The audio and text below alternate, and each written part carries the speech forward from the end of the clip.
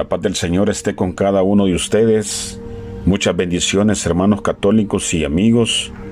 Mi nombre es Oscar. Gracias por escucharnos por este canal. Defiende tu fe católico. Invitándote a que puedas suscribirte a nuestro canal.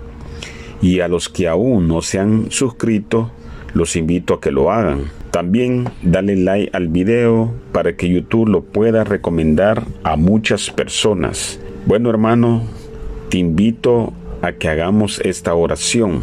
Dios te salve María, llena eres de gracia. El Señor es contigo. Bendita tú eres entre todas las mujeres y bendito es el fruto de tu vientre, Jesús.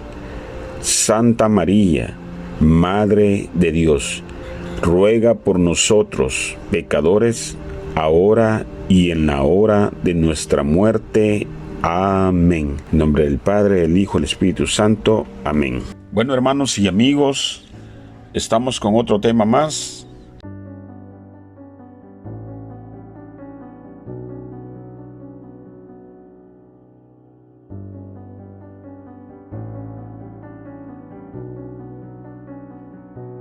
Power over the governments of the world and over the central administration of the Church in the Vatican.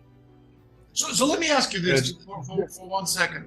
So if I were to ask you, Father Paul, who runs, for example, the White House, nominally it's Joe Biden, but in reality we know he's totally out of this. Others run the country in his name, whoever these others may be, whether it's the deep state, the Illuminati, the Satanists, the military-industrial complex, it doesn't matter, etc. And let's talk about the Church. So, who runs the Vatican, nominally and in reality? Nominally, at the present time, it is an Argentinian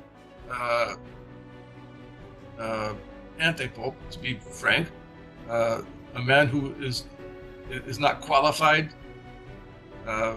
Dogmatically, according to church teaching, he is incapable of being a pope because he is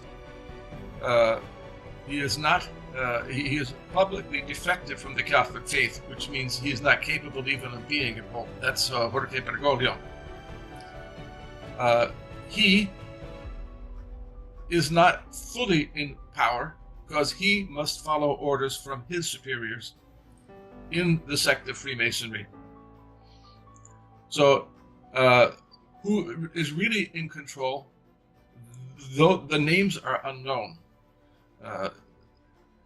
They hide behind the shield of anonymity. That's why in Freemasonry they refer to them as the unknown judges. They have supreme power over their followers, over those who have been initiated into the sect of Freemasonry. But they have the power over Jorge Bergoglio. And I heard from one cardinal a very graphic description of a phone call that Bergoglio had with the so-called venerable master of the lodge that he belonged to in Buenos Aires. And he was given orders and he was told very emphatically that he must do what he's told. So, who is really in charge? It is Freemasonry. It is that super class that is gaining ascendancy over the whole world. They dictate to the United Nations. They have infiltrated to the highest positions of the United Nations. They have the highest positions in the church. And they dictate to world leaders. They dictate to church leaders their agenda. And their agenda is easily found, explained, laid bare by the publications of the great think tanks and non-governmental organizations, things such as the Club of Rome, for example,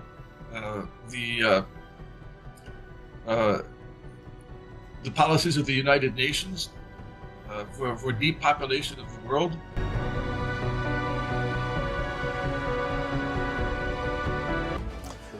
So, who would you say, is there an organization or is it a group of secret individuals? Who would you say is running this thing, driving it on a human level? And who is ultimately, I know they're using lower level sources, who's financing this? Right out of the Vatican. Right out of the Vatican. If you need to put a figurehead to that, we can call it the Pope, but he's a figurehead much like any president or dictator. Right. But he is the figurehead for the structure.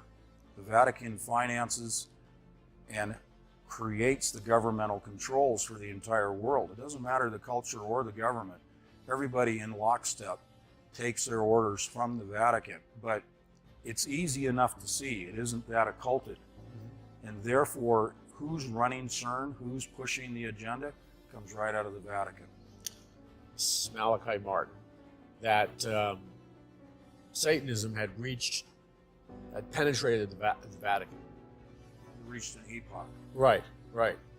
So you're not saying all Catholics are... Certainly not. Right, okay. We're talking about, if you will, a governmental structure. Right. The current Pope recently made a statement, tell me if you know the statement, alluding to the fact of some kind of extraterrestrial alien visitation. Tell our viewers about that. Well, he's come right out. The short response is that he said that should we be visited or discover or communicate with, quote, aliens, which is a broad stroke term in itself, he would welcome the opportunity, and I'm paraphrasing, to baptize another form of life, aliens. Where is that in the Bible? Right. That's my challenge to him. And there's been a number. I mean, they have as I understand it, some kind of Vatican ambassador. That's not probably the right word. Program for ETs. Sure, and the UN. We have a UN spokesperson for the visitation by aliens.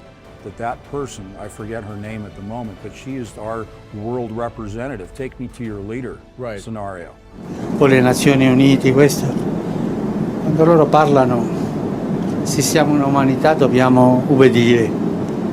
It's Shiva. It is Shiva, the god of destroyer, and then the leveling of the playing field, the wiping clean of the slate, right, and then the rebirthing. That's the three-step process that she's a duality. That's right, represents, right. And that speaks to the movement of transhumanism we see today.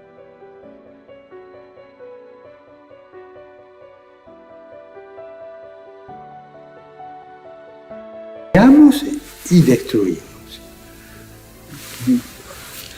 El dios Shiva, ¿no? El mito del dios Shiva, que creaba el mundo, es un mito muy actual. El dios Shiva crea el mundo y después lo destruye. Creo que estamos viviendo el mito de Shiva. Se me ocurre ahora. No te olvides de suscribirte a nuestro canal. Dale like al video para que YouTube lo pueda recomendar a otras personas y activa la campanita de notificaciones. Deja tus comentarios y nos vemos en un próximo video. Bendiciones.